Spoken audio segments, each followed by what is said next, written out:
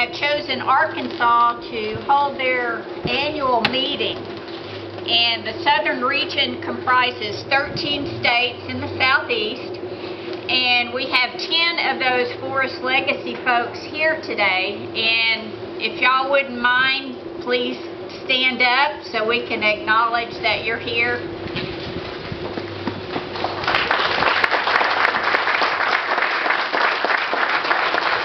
So these are the folks that do all the work and prepare the applications and help folks like CAW get funding. So we really appreciate all the hard work that they put in.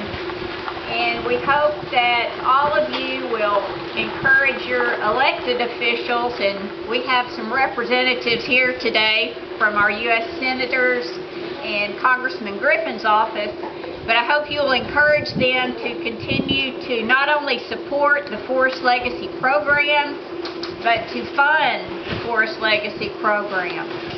It's a very important program for protecting lands across the country. So with that, I will turn it over to our Arkansas State Forester, Mr. Joe Fox.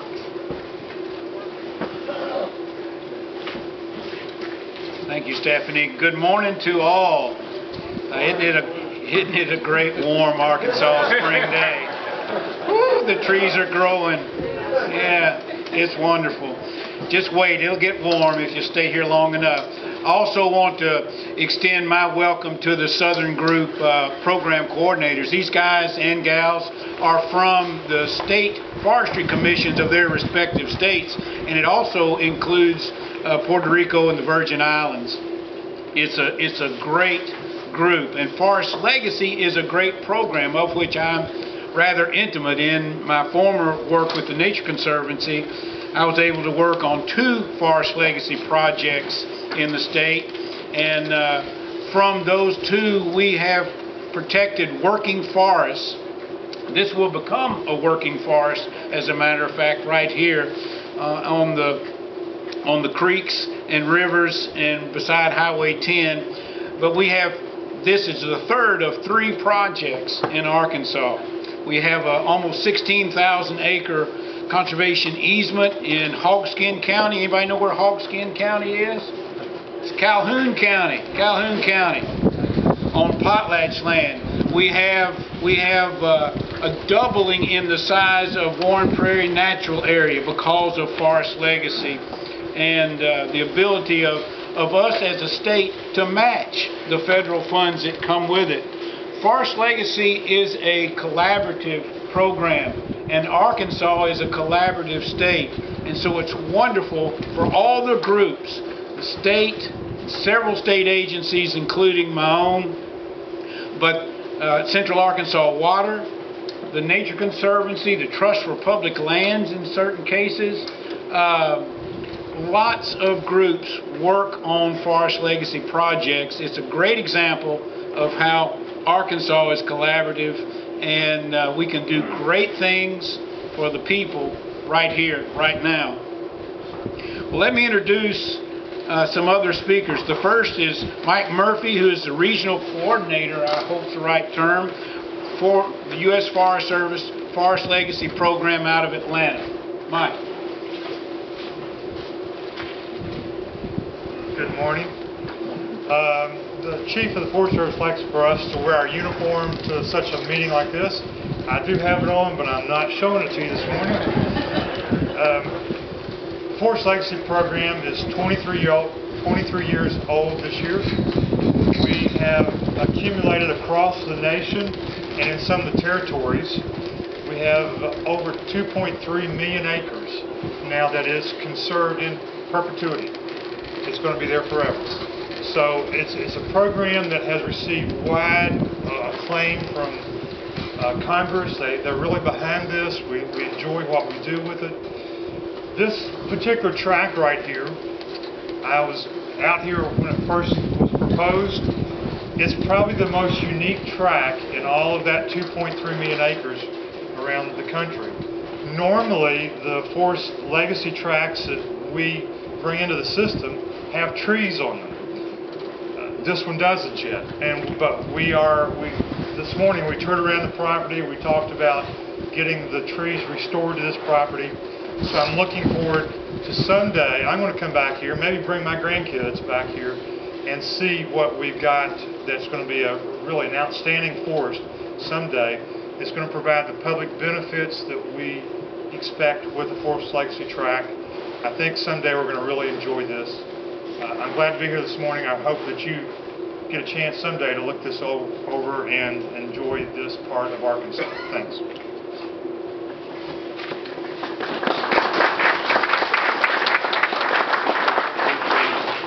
Thank you, Mike. Nobody's going to tell on you about your uniform.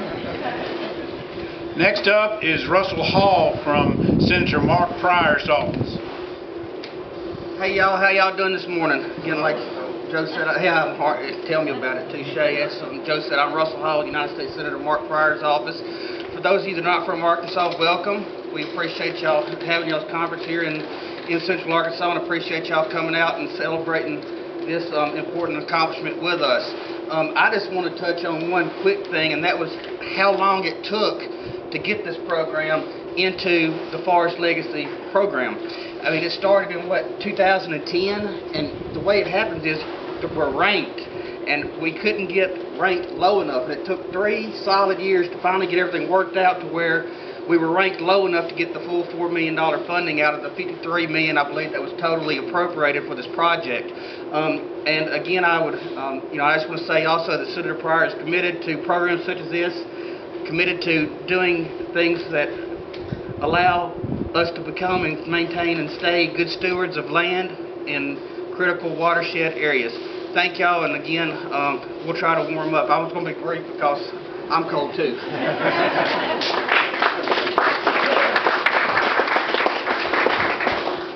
From Senator John Bozeman's office, Ron Chastain. Thank you, and good morning. Senator Bozeman has asked me to read a statement on his behalf, and he says, we all have a stake in protecting water. It's imperative that we work together to address the region's water quality issues. I'm proud of local and state stakeholders and their forward-thinking efforts to improve water quality and ensure future access to safe, reliable drinking water for Arkansas. A growing region like Central Arkansas provides plenty of challenges. Taking appropriate steps to safeguard the primary source of drinking water for this area is important to provide the resources that our families, businesses, and communities rely on. The Maumelle Water Excellence Project is a proactive approach to protecting source water and taxpayer dollars. Taking these steps now prevents taxpayers and water users from having to pay more money in the future to clean the water or find alternative methods to supply this important resource. We have worked hard on the federal level to craft policies that protect taxpayers and improve our water resources. While the federal government's money has to rein in, spending with this project is a common sense measure that saves money in the long run. That's why it's easy to be a champion of such a worthy project. I was pleased to support the USDA's Forest Legacy Program funding last year, and it was more than enough to fund this project. I am a strong supporter of this common sense effort to provide safe and reliable water while protecting taxpayer dollars. Our state nickname is the Natural State, and this project is a perfect example of how public funds can help maintain the opportunities available in its outdoors and help protect the resources that all rely on. Signed, Senator John Bozeman. Thanks.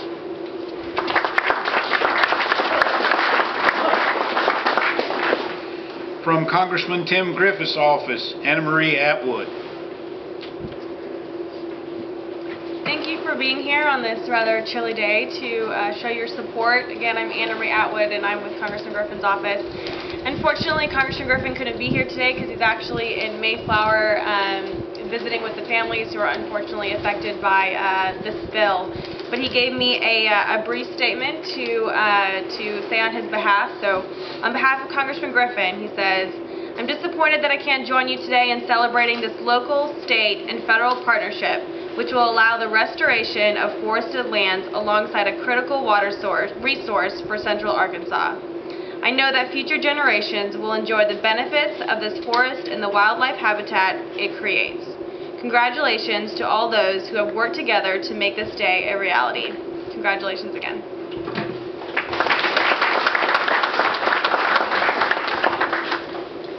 The Director of the Arkansas Natural Resources Commission, Randy Young.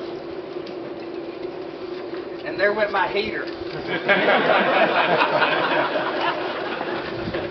Thank you very much, Joe. It's a pleasure to be here this morning, and I'm actually here representing Governor Beebe as well this morning, and I, by happenstance, happened to have breakfast with him this morning at 7 o'clock, and he asked me what I had a tie on about, and I reminded him I'm going to help Central Arkansas Water and Forest Legacy folks celebrate this project. And he reminded me of the fact that he has a true understanding and appreciation for the unique value of Lake Maumelle and what it means to Little Rock and Central Arkansas, and how this project ties in with helping protect the watershed of this lake for the future. And I can tell you, as a young child, single-digit type child, this is pre-completion of Interstate 40, where my family lived when we came to Little Rock. Normally our business was along University Avenue, so we quite often came Highway 9, Highway 10. So my first visualization of what Little Rock is all about is Lake Maumelle, because that's really the first thing I remember seeing that my parents would tell me. That's Lake Maumelle, that's the water supply for the city of Little Rock. So for a long time I've had an understanding and appreciation of what Lake Maumelle means to Central Arkansas. Specifically this project, a couple of the key features which I think are a real plus for Lake Maumelle is the project, even though it's not a lengthy project, but it's a bank stabilization project that with all of the people who's going to be coming to visit this site in the years to come, they'll have an opportunity to look and see what bank stabilization is all about. And that has significant water quality benefits, both from eliminating sediment as well as nutrients.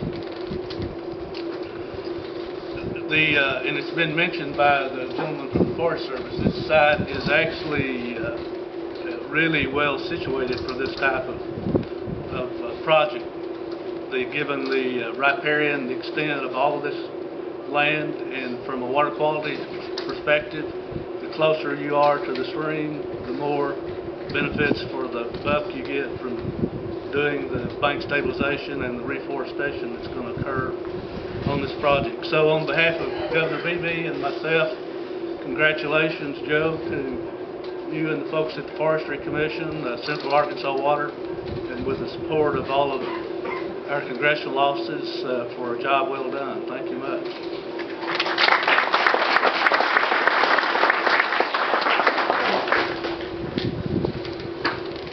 Let's see Senator Johnson. Is he coming? Senator Bob Johnson, former President Pro Tem of the Senate.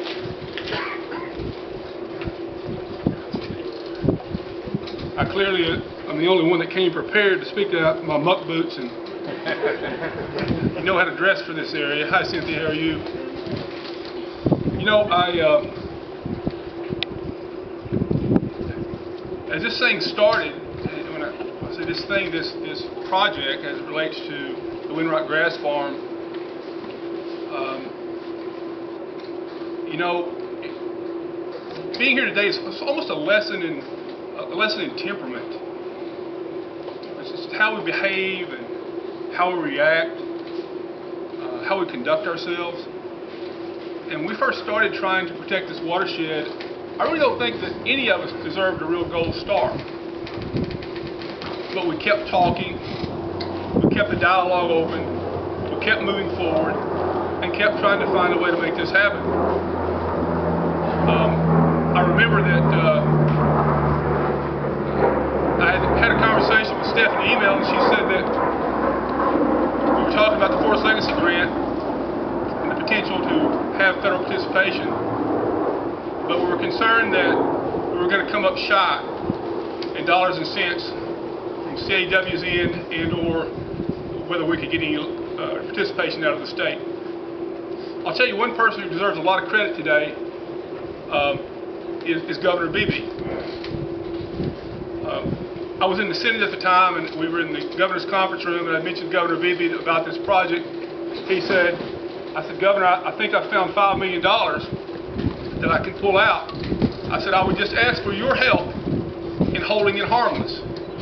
If you'll allow me to put that $5 million over in forestry, if I can have your commitment, is to hold that money harmless until we're ready for it.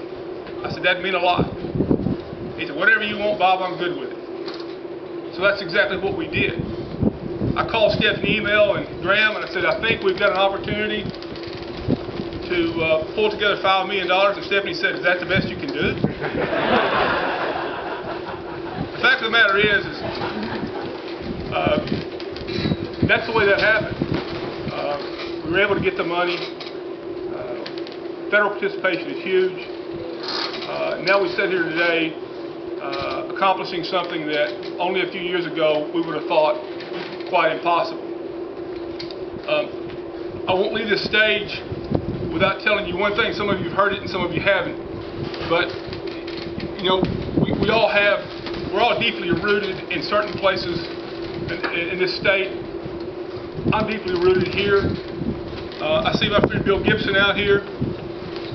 Bill Gibson and his family, they free-ranged cattle all over this country. Before there were fences, free-ranging was an option.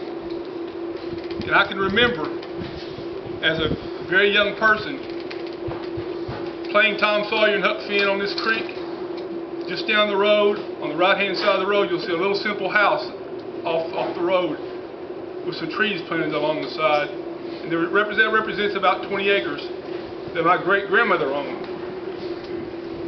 And she told a story about being in her living room one day, looking out her front window, and pulling in the driveway was the biggest, blackest, most expensive-looking car she'd ever seen.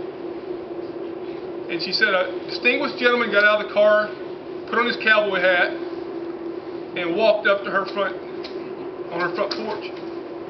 He knocked on the door and he said, I'm looking for Mrs. Lenny McNeely. And she said, I'm she. She said, who are you? He said, my name is Winrock.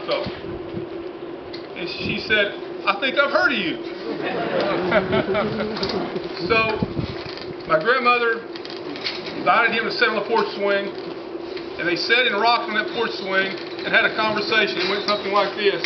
He said, Mrs. McNeely, I am bringing something to Arkansas that is quite dynamic, something that agrarians in Arkansas haven't heard a lot about yet.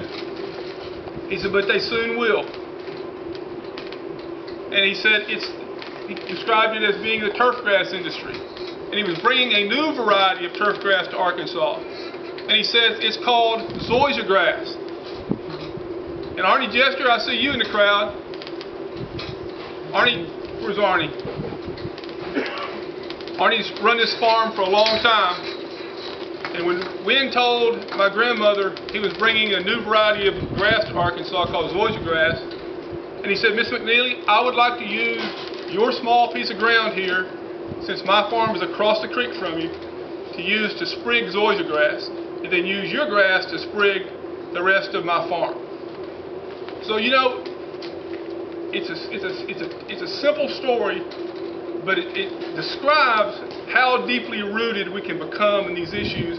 And when we sought to bring about some decorum to this debate, when we were all ramped up based on frustration and fear that a way of life might be changed, we never stopped talking to get past that impasse, Bill. And for that, I thank Graham, you, because you brought a tremendous amount of confidence to this debate and a tremendous amount, I think, of dignity. And I appreciate that. Having said that, I just want to say thank you for being here. It's the honor of my life to see this come to fruition, and I'll look forward to spending the rest of the evening with you. Thank you.